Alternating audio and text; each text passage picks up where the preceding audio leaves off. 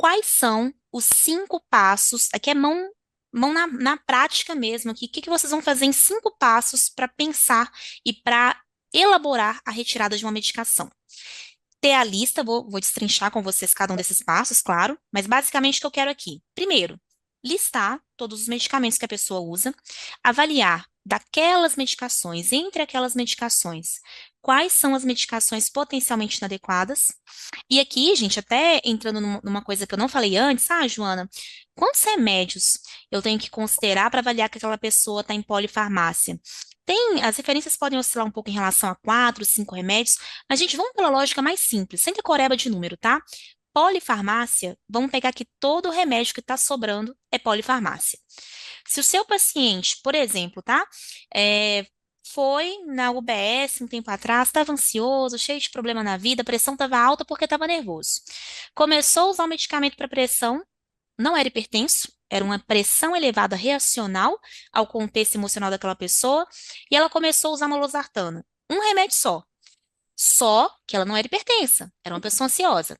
Esquece definição numérica, essa pessoa está com polifarmácia, a gente tem que pegar a ótica da desprescrição para essa pessoa também.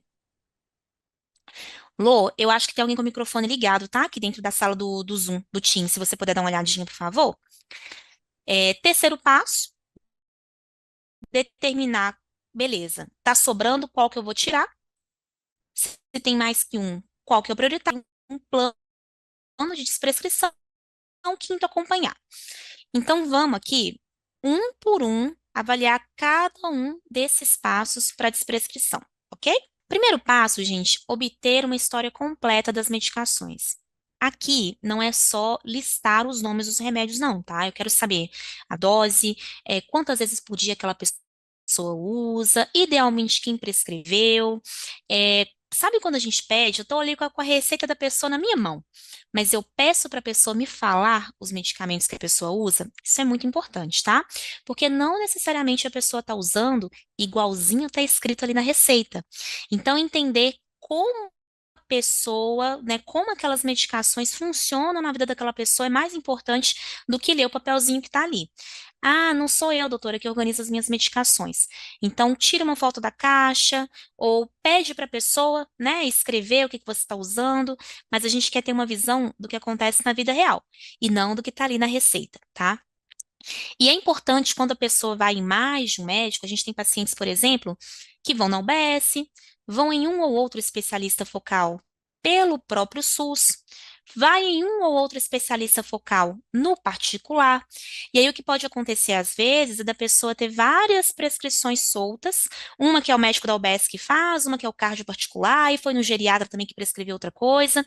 Então, organizar isso aí é o primeiro passo, tá? Não negligenciem essa primeira etapa. Não comecem a tirar remédio antes de entender como que está essa prescrição. Exemplo bem comum, tá? A pessoa é acompanhada por um cardiologista externo. E aí, esse cardiologista externo atende a Dona Maria, que tem seus 62 anos. Dona Maria fazia uso de hidroclorotiazida, losartana e só, para pressão alta. Reclamou lá no cardiologista que estava acordando muito à noite para fazer xixi. Aí esse cardiologista faz o quê? Não, dona Maria, vamos tirar a hidroclorotiazida, acompanhou, só a losartana não segurou a pressão de dona Maria, vamos prescrever então amlodipino. Então hoje, dona Maria usa losartana, amlodipino, correto? Hidroclorotiazida ela não usa mais. Mas, se for uma mudança muito recente na prescrição, ela pode falar para você que ela está usando os três antipertensivos. Então, ter uma organização correta das medicações evita que a gente passe para desprescrição de um medicamento que, na verdade, a pessoa nem está usando mais, tá? Essa primeira etapa, não necessariamente a gente consegue construir ela num único encontro. Pode ser necessário mais de um encontro, pode ser uma avaliação compartilhada com outras pessoas da equipe. Então, algumas unidades têm um farmacêutico clínico que pode ajudar a gente nessa obtenção da história completa dos medicamentos. A equipe de enfermagem pode ser o nosso suporte também nesse processo de coleta da história completa dos medicamentos. Eu tive uma experiência na residência, a gente estava tentando, né, ter contato ali com todos os pacientes que Dava muito tempo, só ia na UBS para fazer renovação de receita, vocês sabem como que é, né? Tem aquele dia de renovação da receita, e aí chegava, deixava lá a prescrição, o médico ia lá, renovava, deixava a receita lá na recepção. Então a gente começou a criar uma dinâmica de vamos ver todo mundo. A gente não vai renovar mais medicação sem ver esse paciente. Isso significa que eu, Joana, veria todo mundo? Óbvio que não, não daria conta, né? Mas a gente fez uma organização, um treinamento para o técnico de enfermagem, para a técnica de enfermagem da equipe, e essa parte aqui de obtenção da história completa dos medicamentos, quem fazia era a técnica de enfermagem da UBS. Ia, aí depois era consulta intercalada comigo e com a pessoa da enfermagem. Funcionava super bem. Então, aqui esse primeiro passo, não necessariamente e não idealmente precisa ser só com o médico, tá? E além de entender, tal, tem uma história completa ali do que é, qual que é a dose, quem prescreveu, por que que prescreveu, como que a pessoa se relaciona com essas medicações? Ah, doutora, esse remédio aqui, e não tira, não, porque eu sem esse remédio aqui eu não fico bem. É um exemplo muito comum dos nossos tão adorados benzodiazepínicos, né? Nossa, doutora, mas sem esse remédio eu não durmo. Desde que prescrevi esse medicamento, minha vida melhorou muito, eu não aguento ficar sem ele. Então, qual que é a relação que essa pessoa tem com esse remédio? Tem um remédio que a pessoa ali, talvez já queira tirar? Se ela já quer tirar e a gente vê que precisa, a gente tem uma mão na roda também. Então, tem uma relação dos medos, das expectativas, das crenças que a pessoa tem ali em relação ao medicamento. A Gabi, que está com a gente aqui na salinha, né, até falou que as famosas vitaminas naturais, ginkgo biloba, isso é muito comum mesmo, né, Gabi? E às vezes a pessoa está gastando dinheiro que ela poderia gastar com tantas outras coisas, poderia ter eu lembrei agora, quando você falou disso, das medicações para dor no joelho. Colágeno, aquelas medicações para renovar a cartilagem. Então, glucosamina, obrigada, Gabi. Então, assim, realmente é muito comum, né? Então, entender que nesse caso é bem provável que não tenha sido nenhuma prescrição médica. A pessoa viu uma notícia, um farmacêutico, uma pessoa na farmácia prescreveu. Tem que entender também qual que é o vínculo que a pessoa tem com aquela medicação, tá? Então, beleza. Passo um, a gente já entendeu como faz, como divide. Depois que a gente já tem essas medicações listadas, uma lista confiável, uma lista segura, a gente tem que ver quais são os medicamentos potencialmente inadequados para aquela pessoa.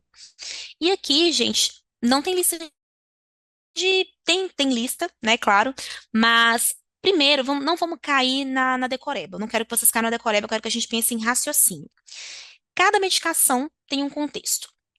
Se eu quero avaliar uma medicação potencialmente inadequada, eu tenho que entender qual que é o contexto daquela pessoa.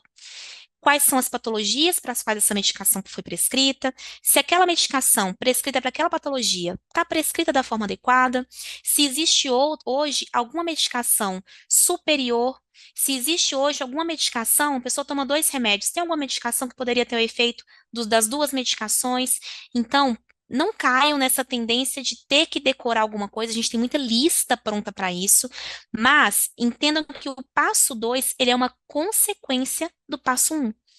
Ter uma lista completa das medicações e entender realmente quem que é aquela pessoa, para que que foi prescrito para aquela pessoa. E aí eu vou considerar, né? Lembra que é um trabalho que não é só feito por você, que não é só feito em uma consulta só. Senão vocês vão começar a ficar desesperados aqui com os passos todos que a gente tem, né? Com os detalhamentos dos passos que a gente tem. Mas entender, por exemplo, quais são os efeitos adversos que aquela medicação tem. Talvez um sintoma que a pessoa. A gente sempre fala isso nas discussões de casos da mentoria. Quais são as medicações que essa pessoa usa e alguma dessas medicações tem como efeito adverso a queixa que essa pessoa está relatando para você? Quais são as interações entre as medicações que a pessoa toma? Tem alguma medicação com a qual a pessoa tenha dificuldade já de adesão? Lembra que eu falei para vocês que polifarmácia é todo remédio que está sobrando de alguma forma? E ele sobra, gente, não é só quando ele não tem uma indicação muito específica de uso. Ele sobra também quando a pessoa tem dificuldade de adesão. Ele sobra quando, por exemplo, a dificuldade de adesão é por questão de preço. Foi no cardiologista prescrever o melhor medicamento que você pode imaginar para insuficiência cardíaca. A pessoa não consegue comprar. Está sobrando. A gente tem que pensar na desprescrição dessa medicação.